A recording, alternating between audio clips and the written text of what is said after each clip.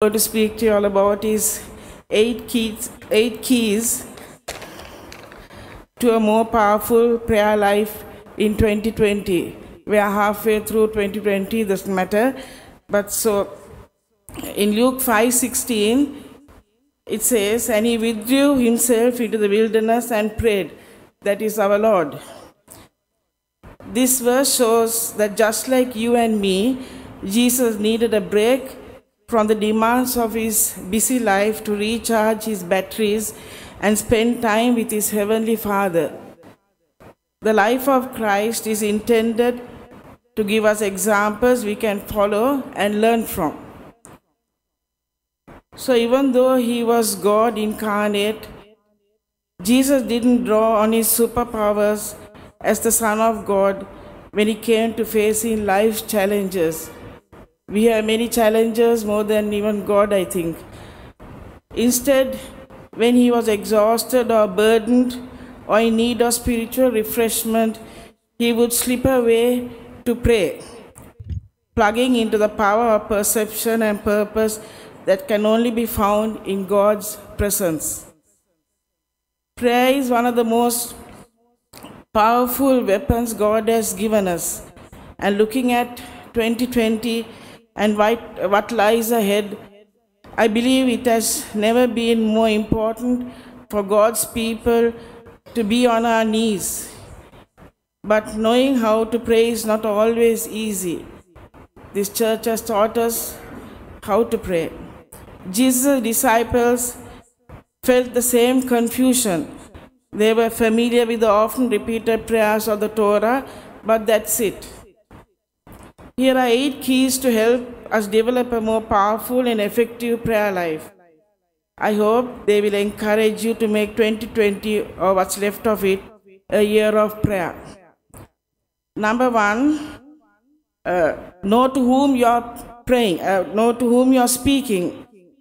Prayer is a conversation with God, and every conversation begins by addressing the person to whom you are speaking by name. Jesus begins with our Father in heaven. He focuses on a distinct person, the Heavenly Father, with whom he has a personal relationship. We share the same right to call God Father, and there are times when we need to talk with our Abba Father. Number 2 is thank him. A heartfelt thank you is always a great conversation starter. Like any parent, God loves to see that we have grateful hearts. But more importantly, as we take the time to praise God for all he has done in the past, our faith to believe for even greater answers to prayer grows stronger and more confident. Praise opens the gates of heaven and should always be part of our alone time with God. The 3rd key is ask for God's will. That is something that we don't do at times. Some do. I'm not telling that we all are in the same category. The Lord's Prayer is not the only place where Jesus role modeled a heart of obedience and submission to the will of God over his own desires and needs. In the Garden of Gethsemane, only hours before his crucifixion, he would once again pray, "Not my will, but yours be done." In a world where right and wrong are frequently confused and the future is so uncertain, it can be hard to know how to pray or what to ask for when difficult circumstances arise. But the only thing we can know with absolute certainty is that God's plan for those who love him is good, and the safest place we can be is the center of his divine will. Number 4, 4th key, say what you need. In Jesus' time, bread was a staple. I think in our time also, and one of the most basic needs of life. And he did not hesitate to ask God to provide it.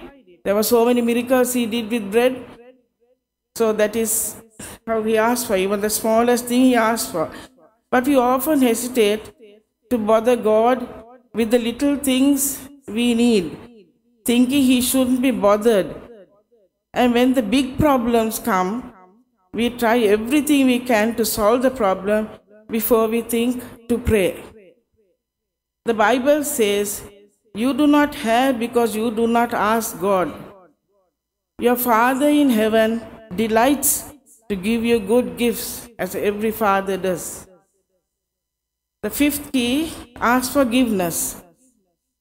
James 5:16, you can read it when you go home, reminds us that if we want our prayers to be heard, our hearts need to be right with God and with one another. If you feel your prayers are bouncing off the ceiling, take some time to check your heart. The sixth one is pray with a friend. It has to be a trusted friend. There is power in agreement when we pray in Jesus' name. So find a trusted friend. Number 7, pray the word. Pastors or pastor sister, they all have taught us to pray the word. The word of God has power and is our great spiritual weapon. Pray the word, always quote the word and pray. So for that we have to read the Bible and know what the verses are.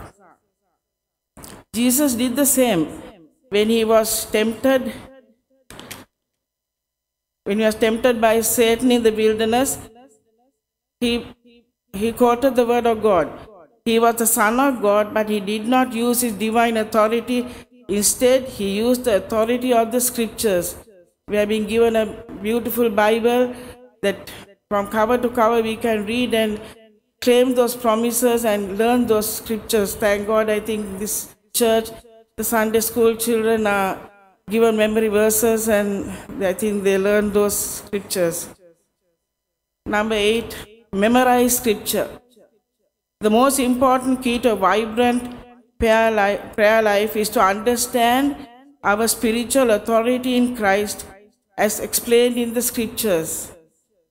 The only way to do this is to become intimately familiar with the Bible. When we were in the Catholic Church, we hardly opened the Bible. It's only after we came here that we learned the Bible so much. I thank Pastor and Sister for that. So even a few minutes a day in the Word of God will add strength and authority to your prayers in this year. Even as I said, all of us were in lockdown for nearly, I think, 2.5 months or so. And when nobody was able to go anywhere, that's the time I think a lot of people started praying. And actually, we also had our prayer time in the evening.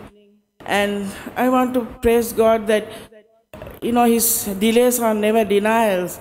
But, whatever, even a small thing that I asked Him, He always granted. Maybe not immediately, but somehow He granted. So I want to praise and thank God. I want to encourage you all. Don't give up. Prayer is very much needed in this year and the years to come. We don't know. Only God knows what the future holds for every one of us. So we have to be prepared for many more things that will happen. So I want to praise and thank God for this opportunity, for giving me this opportunity to give you these 8 words. May God bless you.